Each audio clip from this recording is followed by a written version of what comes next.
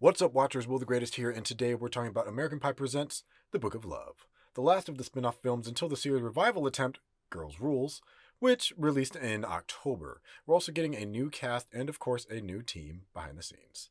This go-round, we actually have a returning writer in David H. Steinberg, who did Pie 2 and will return for Girls' Rules. In the directing chair is John Putsch, who gave us such films as Murder 101, College Can Be Murder, and Mojave Phone Booth. Also, he actually got his start as an actor, and you may recognize him as Sean Brody in Jaws 3D. And on a less fun note, apparently this is the last film Sherman Hemsley was in before he passed, which, for such an impactful legacy, I hate that it ends in a mediocre sex comedy. But c'est la vie, I guess. So, let's jump into that recap. We open with a teenage boy and his dog entering a regular bedroom as the boy gears up for some private time while he enjoys a sandwich. This is Rob Shearson, your lead for the movie, played by Bug Hall, who you may recognize as Alfalfa from the 1994 version of The Little Rascals. Frustrated, Rob combines his basal male urges with his imagination and decides, this sandwich is about to go from peanut butter to fluffernutter, and starts to make a peanut butter and jam sandwich in a new way. The dog, smelling the peanut butter, wants in on this, and mild bestiality ensues, with his little brother catching him in the act via a sliding phone recording.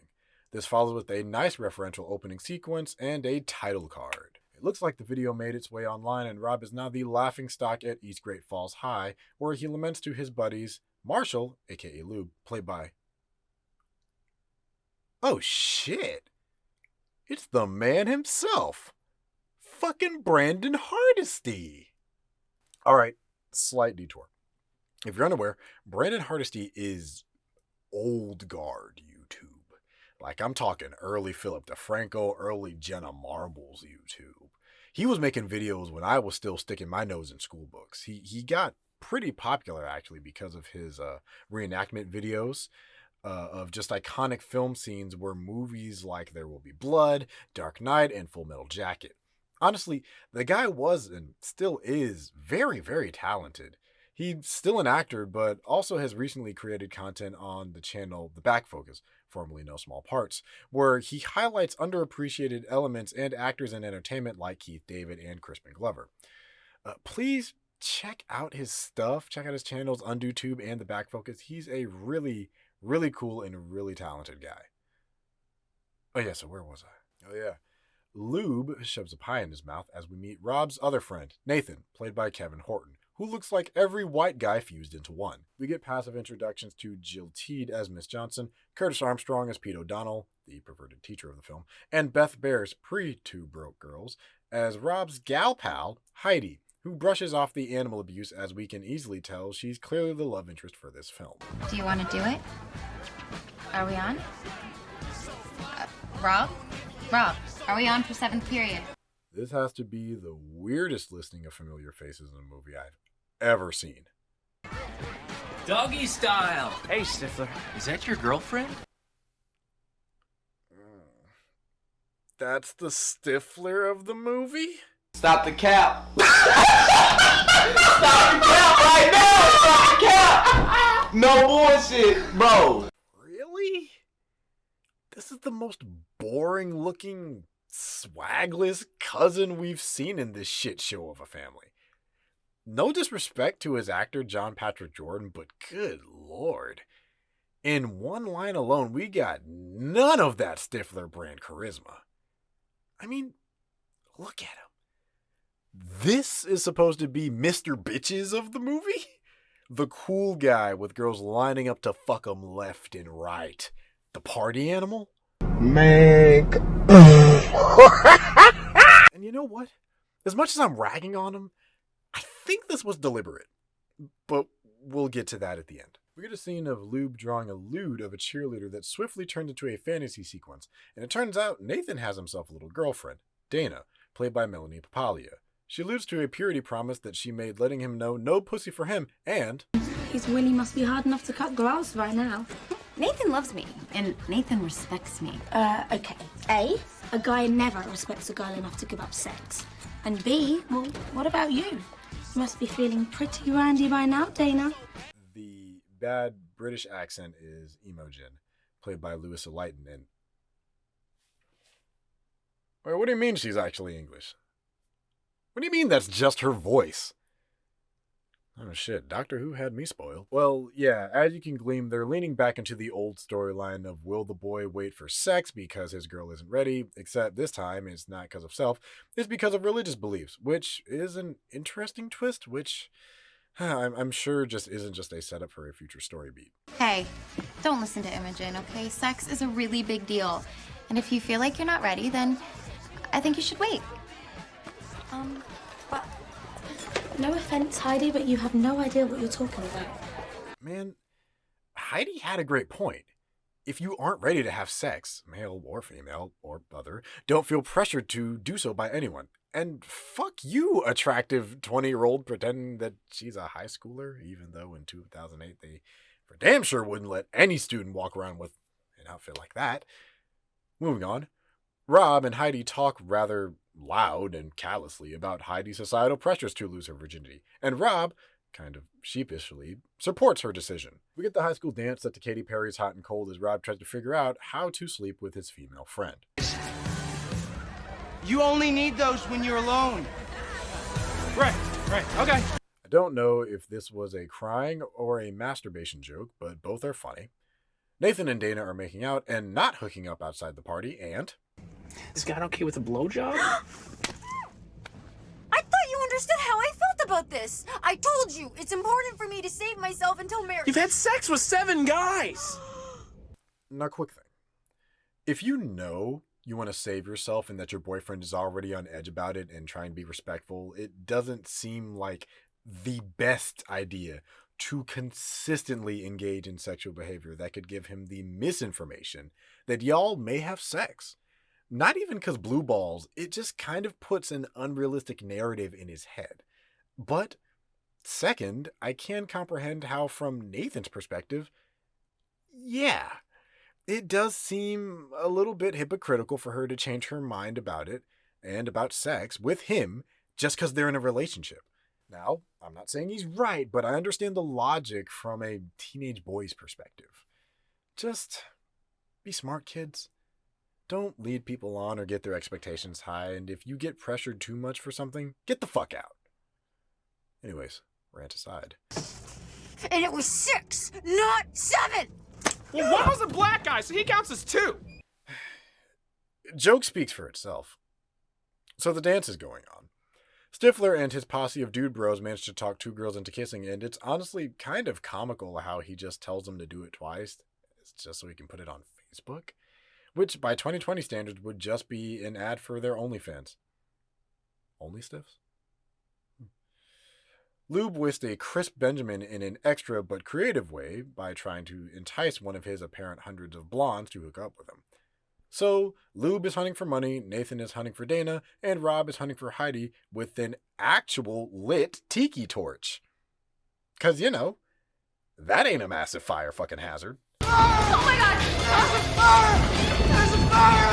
And it's on me! As you can see by Rob's keen observational skills and enthusiastic line delivery, Rob finds Heidi exactly where he told her to go, and doing exactly what he suggested that she should do, and in the process, drops the fire and sets himself ablaze by keeping his foot in a flaming trash can, then proceeds to burn down several books in the library. Do you guys know where the vacuum is? Nope. Of all the lines in the movie, this is the one I least expected would have been narrative foreshadowing. Before Rob can get to his weekend detention duties, his mom stops to inquire about his sexual development. A moment that calls back to the original pie with Jim's interaction with his father, and how awkward yet accepting he was. Rob gets to school, and he's cleaning and separating books, then he stumbles upon the legendary, the iconic titular text, the fabled, historic East Great Falls Sex Bible. Now, what I like, as Rob is expressing the importance of the Bible to his friends, aside from establishing that there's a homogeneity in sleeping with East Great Falls girls, but also that Rob is essentially laying out what their motivations are in the story. Like, yeah, it's still to get laid, but there's a way to do it, and there's a why to it. It's a flimsy why, but it's a why nonetheless. I'll take it. Now, this is different. This has personal experiences. Plus, it's custom tailored to Great Falls girls. Since when does Punani have a zip code? What have we got to lose? Nathan, you've been working on Dana for what, like 6 months? Only to find out that she loves the Lord more than sex? And Luke, how have all your schemes to get laid been working out so far? Minus $100. Exactly, and me, well, I've been wasting all my time on some fantasy that someday Heidi's gonna fall madly in love with. Face it, guys, we need help. And this is it, staring us right in the face. So in a cut from the boys hanging out, eating food, talking about the book, we get the boys hanging out, eating food, and talking about the book at the mall. And thank you, movie, because now it means we get another fantasy sequence for Lube.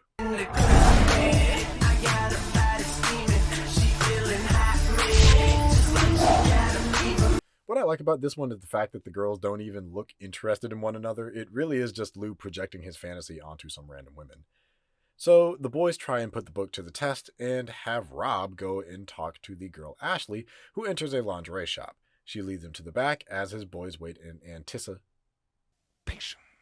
You Nancy boys couldn't get laid at a Jonas Brothers concert with a fist full of backstage passes. Cheerio. Look, I'm not taking shit from anyone dressed like a fucking Jonas brother. Which, can we discuss that was just an era of fashion that we survived as a society? Like that weird mid-pop punk phase of society where every girl had the same hairstyle and eyeliner technique. Every girl had a Kick or a Tagged or a MySpace, and they all still had a level of relevancy and impact on someone's life. God, we've come a long way in such a short amount of time. All right, the review. So Ashley stuffs women's underwear in Rob's pants for him to steal. He gets caught, and then he's forced to pay. That'll be $149.90. Jesus Christ. My most expensive pair of underwear is like $15. Women, I see why you hate capitalism if you live like this.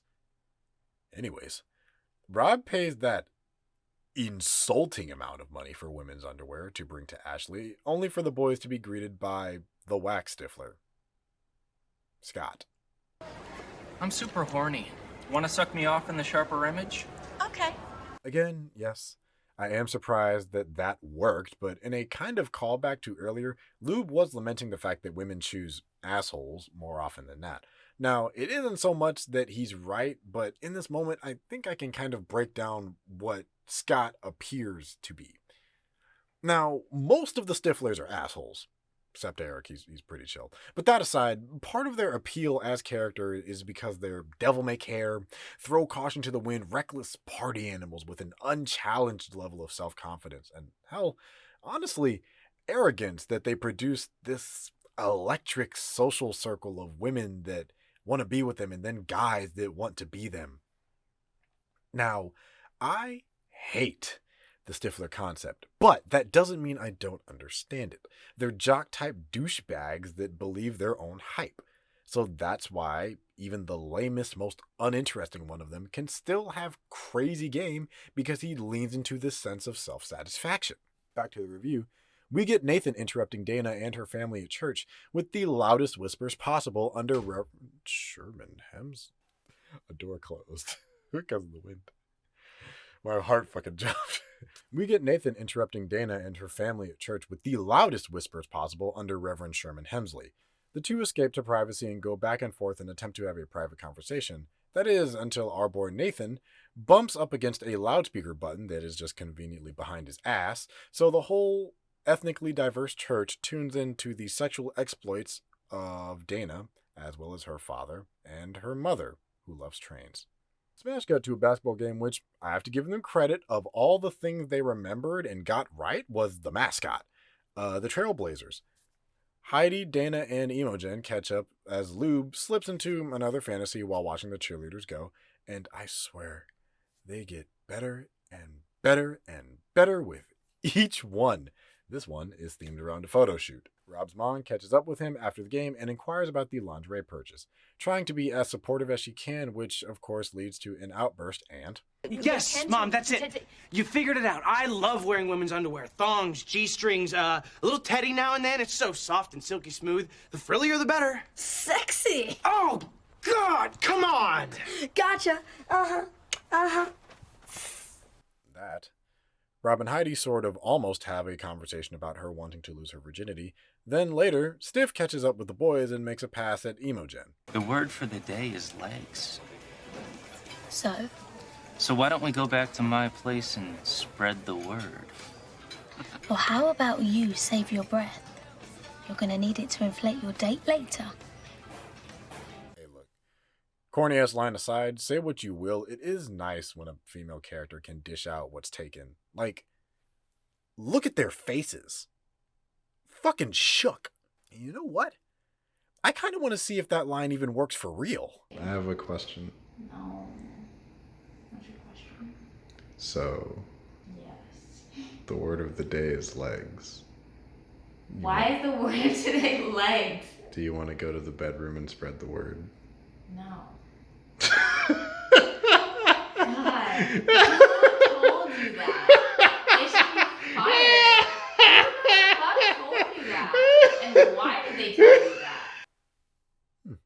The boys decide to make my life easier and shorten the runtime by going to a brothel in Canada to get laid. After a run-in with the Border Patrol, played by Kevin Federline, Fucking Americans. they make their way inside to try and find a woman named Monique. And one of the things I love is, since East Great Falls is based off of Grand Rapids, I googled how long it would take to drive from there to Canada. According to Google Maps, if they're driving to, like, Toronto, they're essentially making a day trip to fuck. Which, given these are boys in high school, is more than understandable. Hide. Come, boys. Entree. Venez. Boys, entrez chez nous. The French speaker in me cringes hearing this. Anyways, the boys entree chez Pussy as they wait to meet this legendary Monique. And if you know any comedy from the early 2000s, you know how this goes. Monique is, gasp, old, because the damaged Bible makes the 7 look like a 9. So this woman is clearly from a time way before this boy's prime. Lube and Nathan decide that Rob shall be the virgin sacrifice for the senior Spitizen, which honestly doesn't look that old. At least her breasts look half her age. The other two wait outside while Rob prepares to get his world changed. Lube gives us another creative fantasy sequence, clearly just the director's reflecting the fact that the movie has a budget this time. Hell, he even lets Nathan into this one. How long was I out? Only about 8 seconds that time. I kind of love the fact that it happens so frequently that it's just kind of normal for his friends to observe it. Like, imagine one of your close friends just goes into the fucking horny zone for a few seconds while y'all hang out. See, when I say it out loud, it sounds much worse, but it's so damn funny in the movie. Anyhow, Monique starts giving Rob that old school slurp and jerk, but right as he finishes, Monique lockjaws on his dick, leading to some physical comedy of 3 high school boys trying to remove a senior citizen from a penis, then being chased by a sex worker with a rifle and a lumberjack. Man, I don't even know what to make of it, and I'm the one who watched it. Twice. Oh, let me see that. No, that's a 7. That's 1975. It's from the 70s. Yeah, like I said, as soon as the setup was there, I knew how it would play out, because, let's be real, even if it was from the 90s, assuming that this is set in 2009, there's still a, 10-year gap? So you could have still run into similar circumstances. Look, Nathan, you've been trying to convince Dana to sleep with you, instead of just listening to her, right? You know, trying to see things from her point of view, showing just a little respect. And you're still trying to trick women into sleeping with you, instead of just being honest. And you're still too much of a pussy to tell Heidi you're into her. Damn, bro. Aside from that tasty crane shot, Rob makes some good points to his boys about just relaxing on the sex stuff. Now, understandably so, Lube calls Rob a pussy for not admitting his true feelings to Heidi, so what do we get next? Rob doing exactly that, and being honest with Heidi in a pretty genuine way, and hell, he even gets his feelings reciprocated. Nathan is at Dana's house trying to make a pass at getting off her dad's shit list, and Lube fantasizes about Dana wanting to sleep with him in a whole sequence that is starting to make me concerned for Lube's mental health with how frequent these visions are becoming.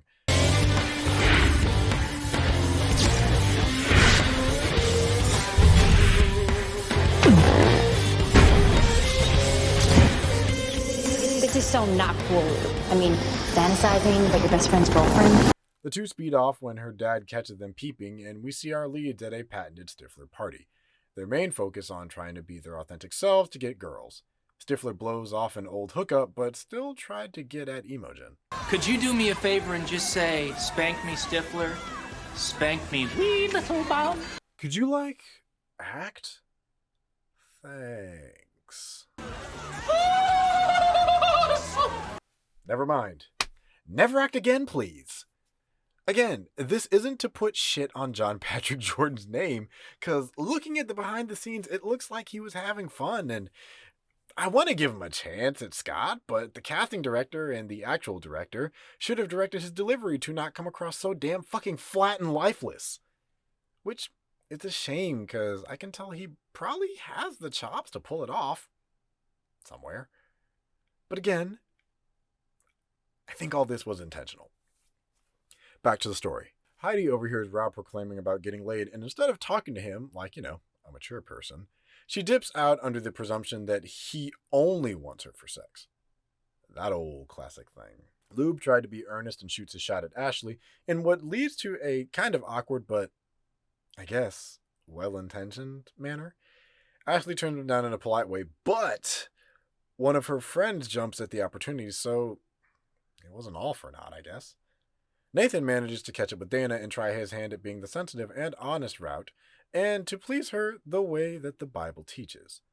Also, can we talk about how in high school movies at the house parties people just leave all their rooms open? Is that not weird to you? Am I the only one that finds that really fucking weird? Look, I'd be worried that, I don't know, someone may steal something?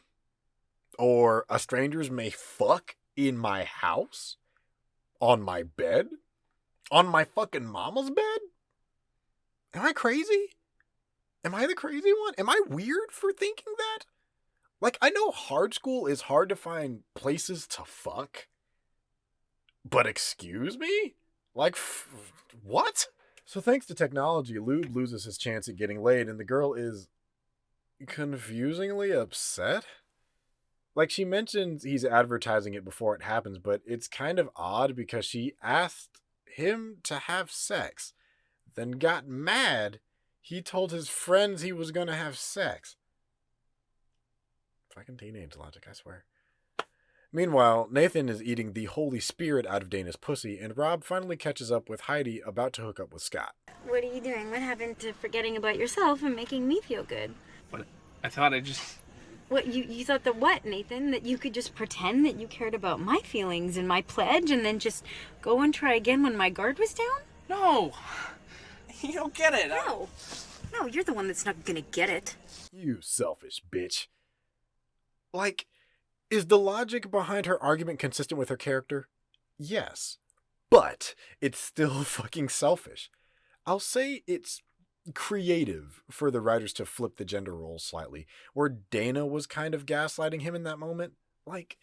If you want to make the viewer side with Dana, there should have been an added segment of her explicitly stating that they can do that, but that it wouldn't get any further, instead of leaning into Nathan's decision to try and be a selfless lover. That way, when he goes to drop his draws, Nathan actually looks like he wasn't listening. But we don't get that. We just kind of get her getting mad at him for making a choice rather than being very, very explicit with her sexual boundaries in the moment. So the trio have failed in their sexual conquest overall. Rob drowns his sorrows and backpedals on lessons learned, instead trying and succeeding at being a more compelling Stifler than the one we actually have in the damn movie. Hey, I know you want me. I'm gonna let you take me upstairs and do me right now. Oh, really? Yeah. Kiss me.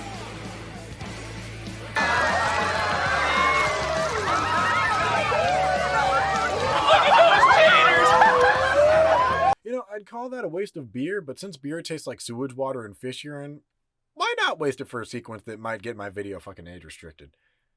So after Rob pukes and blacks out before he can even get it in, we get his mom at home helping nurse his hangover. What are you doing back there? Let's go. You're not putting your dick in that, are you? You don't like that, right? Same energy. Is there no such thing as privacy anymore? Man, this quote aged like a fine wine, didn't it? Okay, that had to have just been the first take, because that throw was fucking horrible. So with almost exactly 30 minutes left in the movie, the boys decide, hey, our arcs are halted until the plot device is actually readable, so let's make that the focus now. And you know what? I'm glad they do, because you know what that means? That's right. It's the return of Noah, the Boa, Levinstein. That's not his nickname. I just gave it to him because he has a tight grip on this franchise that he's been carrying for 4 movies.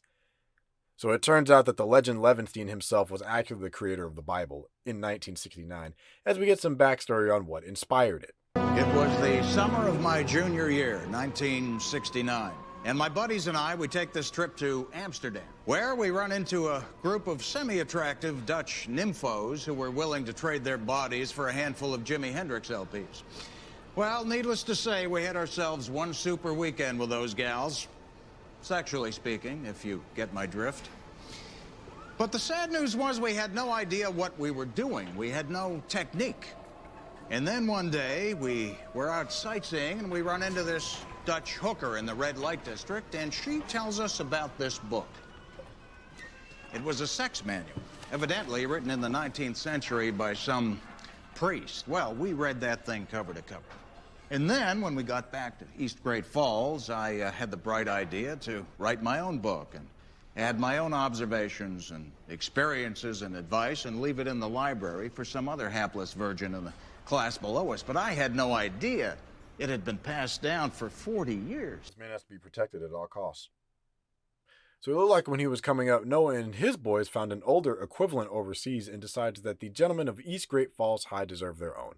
Upon seeing the desecrated Bible, he resolves, on what I can only assume is company time, to recreate a modern version and touches base with all the old contributors, including, but not limited to, Dustin Diamond, Bret Michaels when he was relevant again, C. Thomas Howell, and Tim Matheson, amongst many other familiar faces to people that were alive in 1972 and beyond. You've got to be gentle, kind, and respectful to the one you love.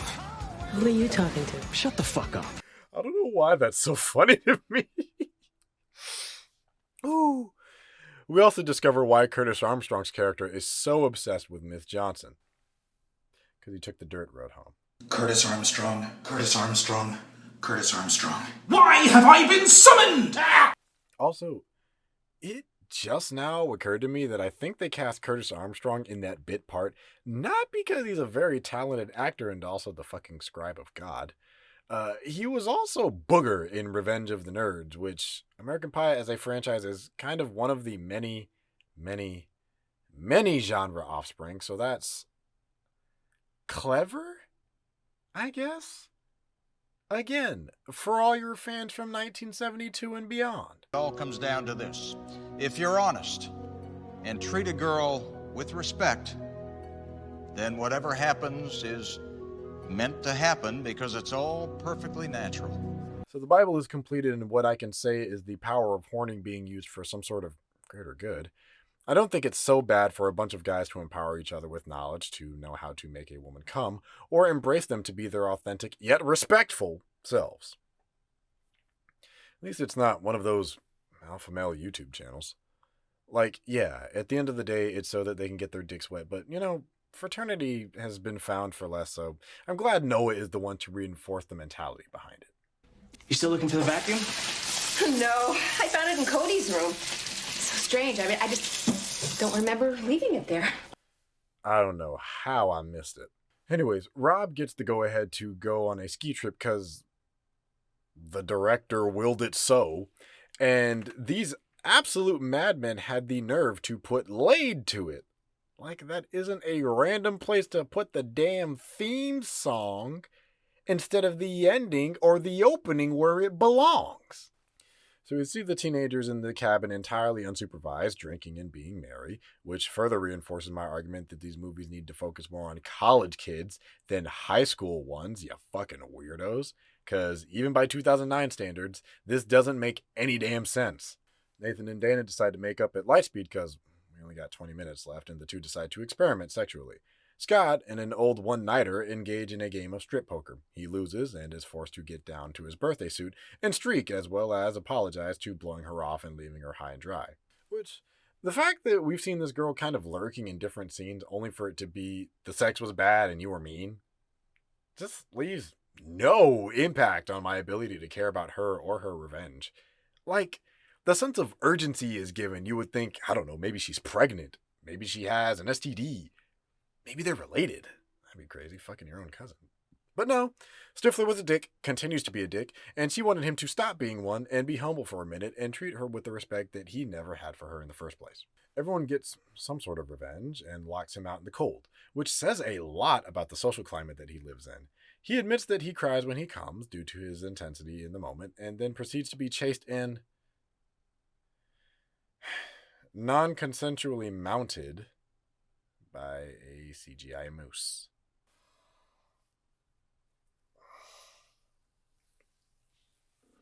Moving on, Rob hops onto a gondola with Heidi. Lube hops onto one with blonde girl with face. Ashley was her name. Scott is recovering from a shifted prostate and frostbite on his feet, and Nathan and Dana sneak into a somehow unlocked personnel booth for some fun. The pieces are kind of in place for the finale. Just looking for a fag? Just because I took a moose pickle up my ass doesn't mean I'm gay. God, what a dumb fucking joke. But a 24-year-old dude isn't going to take a high school girl seriously. Hey, let's back that up real quick. We have a 24-year-old dating a high school girl. FBI, open up! Let's get this out now. Ladies, gentlemen, and the rest of you young fucks. If you're in high school and start getting hit on by someone who should be finishing grad school, run. I don't need to be Danny Glover to tell you what a fucking predator looks like. So Imogen and Scott start to hang out and bond with the first genuinely nice thing we've seen him do the whole movie. The apology doesn't count. Heidi and Rob make up in a narratively confusing manner, with her essentially saying, So you almost had sex with Stifler, so you'd be ready for me. That's the dumbest thing I've ever heard. Yeah, it also doesn't make sense. She ran away when Rob exclaimed to him that he was getting laid. The way that reads to the audience is that she's mad that he's objectifying their special moment and their bond, rather than seeing it as a shared intimacy between two people that like each other. With her going to Scott because if Rob wasn't going to respect the moment, why should she? Now, she's saying that she was going to fuck Scott because she was scared. No, movie, no. Make it make sense. Dana and Nathan shut off the lifts with their ass by accident. Rob and Heidi kiss and make up. Lube tries to be a macho man and go for help, slips and falls and hurts his leg, so now Ashley has to find a way to get to him and make sure that he's okay.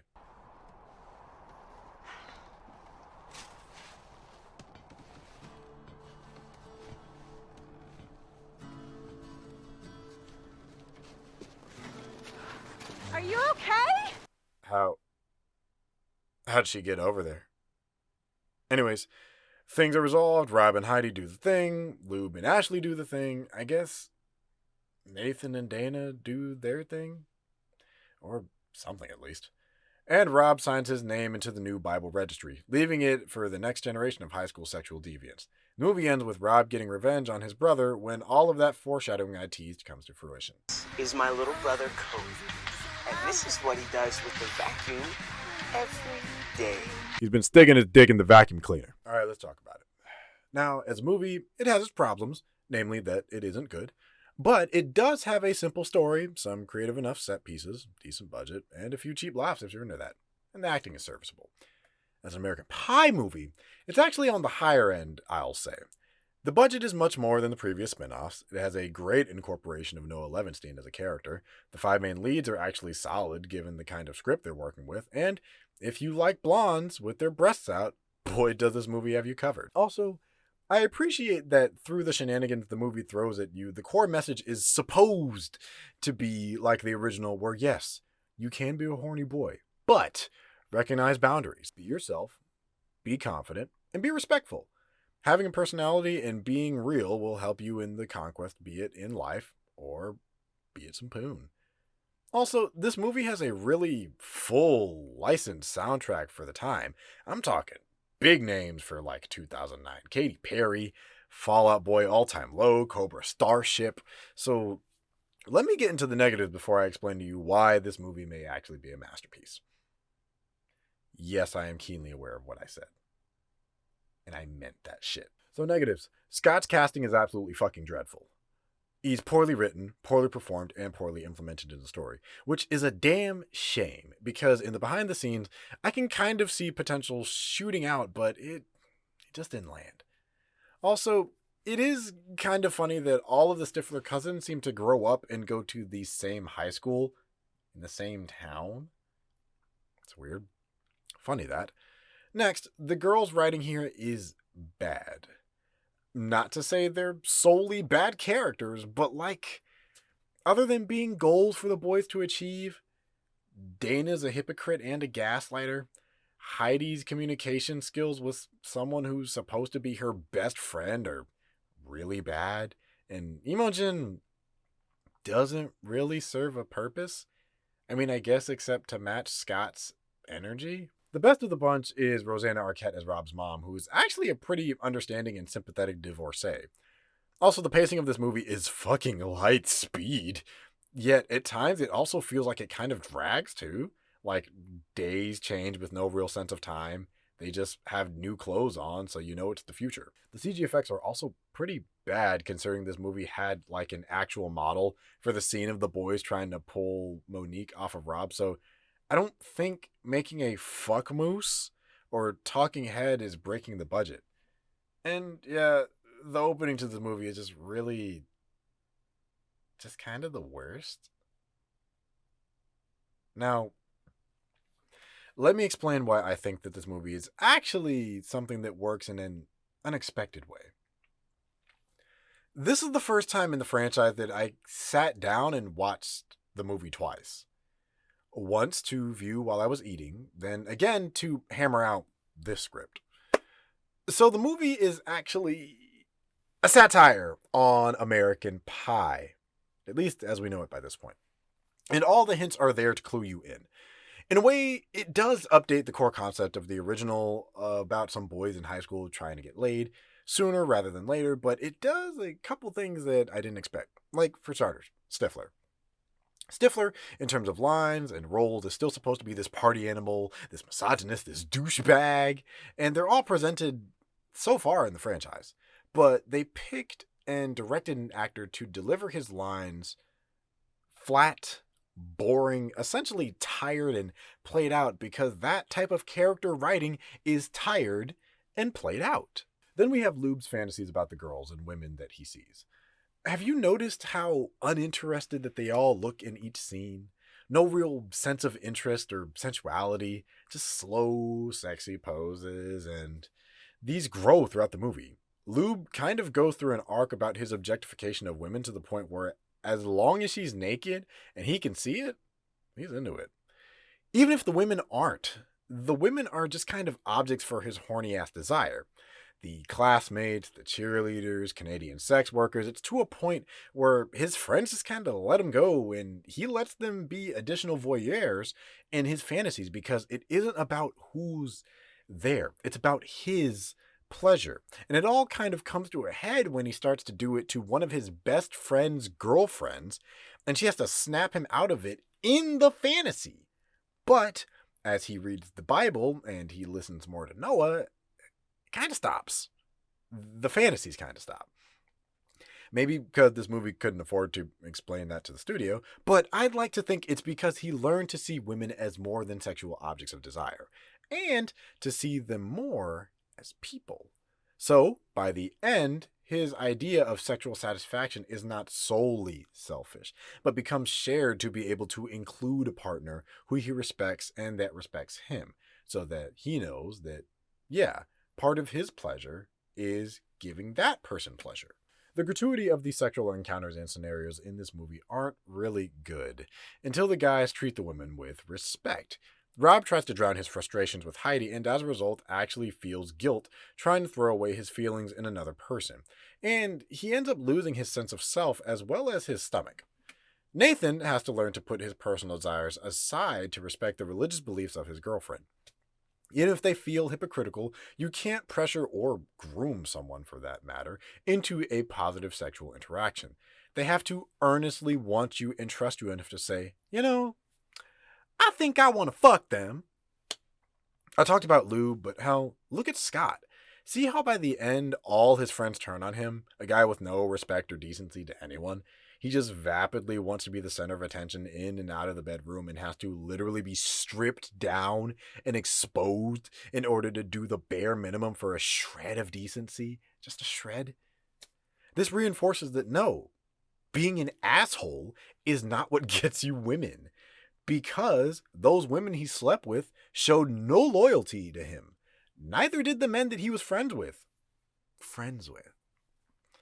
To paraphrase Childish Gambino, they took the G out his waffle, and all he has left is his ego. So with that in mind, seeing the way the characters have to learn about being confident yet respectful, even if you get shot down, is the way to do it. Seeing that the female characters can also have their own flaws and misjudgments, as well as a narrative purpose as something to deconstruct their images as sexual objects, seeing a mother comfortably embrace her son's potential sexual exploration, even if it's played for laughs, it low-key, like the lowest of keys, may make the movie a feminist satire masterpiece. Because the theme of this movie is that men and women can be equally shitty, the same way that they can equally deserve and share respect for one another. And my last point is that there's a fascinating YouTube channel called American Pie Podcast, which has a bunch of behind the scenes for the movie, which isn't a podcast. But I do implore you to check it out as a weird kind of time capsule to see the mindset that they had going into this movie.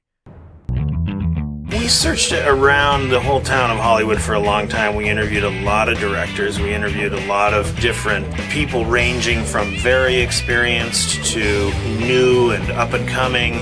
And we essentially settled on John because he was the only one who would do it. Director's tip number 52C. Always put a stiff sock with jizz in a scene. But what do you think? Have you watched American Pie Presents The Book of Love recently? Do you see what I see in it? Let me know down in the comments below. Also, don't forget to like this video, subscribe to my channel, and hit that bell to be notified when I post new videos and other new content. So we're almost there, everyone. The last two films are coming around the bend, and what better way to do it than to go back, see the OGs, the ones that started it all. I think we're due for a reunion. I'm Will the Greatest, and be great to one another. I'll see you next time. The real testament to this is when we screened the picture for a live audience, they stayed.